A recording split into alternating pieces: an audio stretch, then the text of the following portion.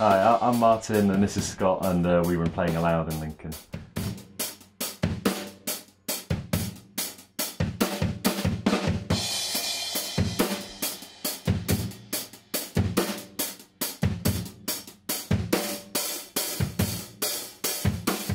We've been here for about 3 years or so already. We took over from some other guys who were here for about 5 years beforehand. And yeah, we make music for our life basically, and help other people play music as well. So when we took over, I think the place, it just needed some finishing touches, didn't it? I think there's, you know, a few bits like carpet in the corridor or like a ceiling in the corridor. It just didn't feel like a studio, did it? It felt like a warehouse with some rehearsal rooms. Yeah. What we wanted to do was, obviously we've been going nearly 3 years now, just over time. As we've had the money coming in, we've been, you know, doing the studio. This used to be just white plasterboard walls and they went right up to the roof. We've just been trying to pour a bit of money into it, just upgrading things as we go. I mean, as you say, it didn't feel like a kind of comfortable place, especially the control room here. Like I said, the corridor was cold. I remember the first day. I mean, we took over late February, early March, didn't we? And as soon as we got the keys and we sat down at the desk, it was like, oh, what have we done? Breathing steam. Yeah.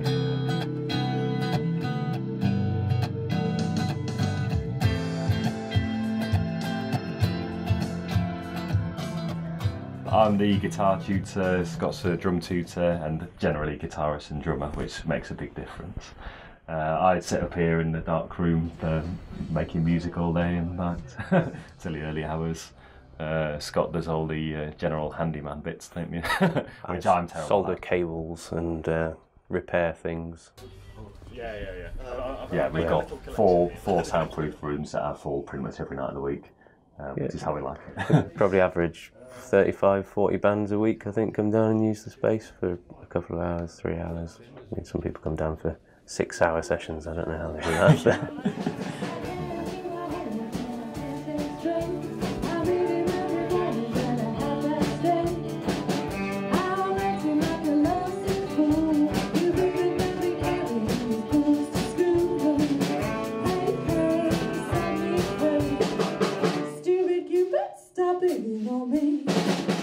Yeah, so we definitely got a good variety. Friday nights I always find quite interesting here because we generally we get a lot of young metal bands, and occasionally we get like a jazz band in the closest room. So you've just got this slight murmuring sound of metal and jazz. It's interesting.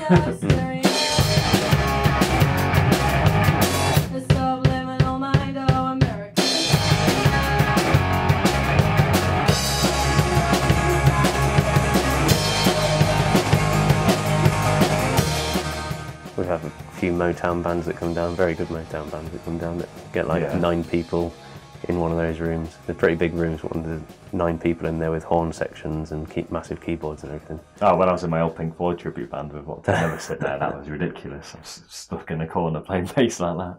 It was quite fun. It's got a lot of variety. So keeps us entertained, to say the least.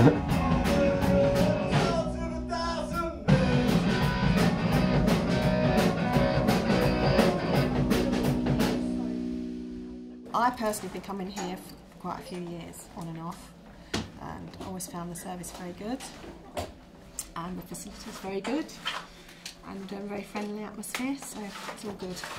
Very, very friendly. Yes, nothing's too much trouble for us. They'll come get us a ramps, let us know what the score is, and we've got dodgy mics, I'll change them, and so it's really, really good service. I really enjoy it here. This just seems a nice central place for us to come to practice and rehearse. My name is Isla, and my band is called Isla and the Rainflowers.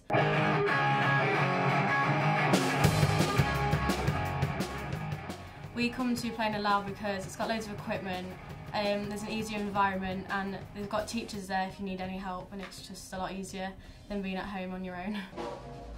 We've got quite a bit of tuition going on. I worked as a guitar tutor before we started here, so I kind of, had a bit of a standing on that. And Scott started teaching drums as well, which I think you were slightly nervous about to start with, weren't you? Yeah, well, I've never done any teaching before or anything, so Yeah. but no, it's great.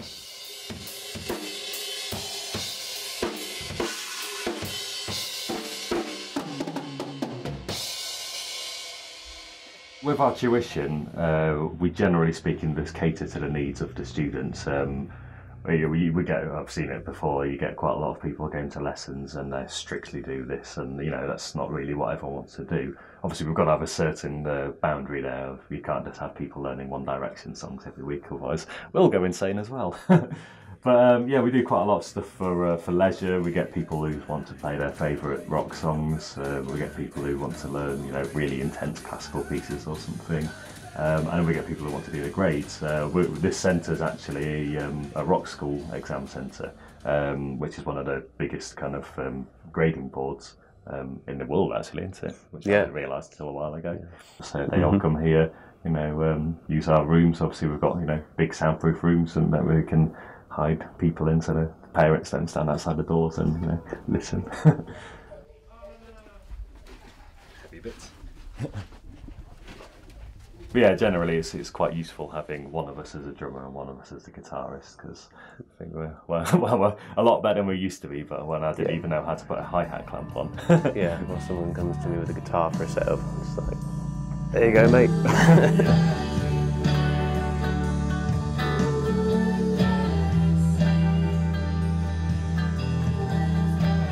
So yeah, I mean, again, nothing we pride ourselves on is a general ability to sort out our customers. We do quite a lot of repairs and stuff, whether it's installing kick ports or reskinning drum kits, tuning them, or setting up guitars. As I say, repairing broken headstocks, which my wife does. I don't do that. Yeah, we know our limits now, don't we? What we can and can't do, which is quite useful. It would be nice, in a sense, to be able to have a massive chunk of money and say, right, we're going to do this, this, this, and this. But at the same time, with it filtering through, and we've been able to take it at a steadier pace, and you can realise, oh, we need to do that. Oh, we've had an idea, oh, we should do that. And then maybe a couple of months down the line, we've thought, actually, it'll be better if we did it this way. Yeah, it's probably quite a good idea that we kind of, again, quite organically, just as things came up that we needed to do, did them. Yeah, as nice as it would be, we've said plenty of times before, it'd be great if we could just start from fresh canvas, do everything exactly how we would want and all that. Mm-hmm. But yeah, I mean, we're going to be eternally grateful to the old owners for setting us up with something that we can call our own.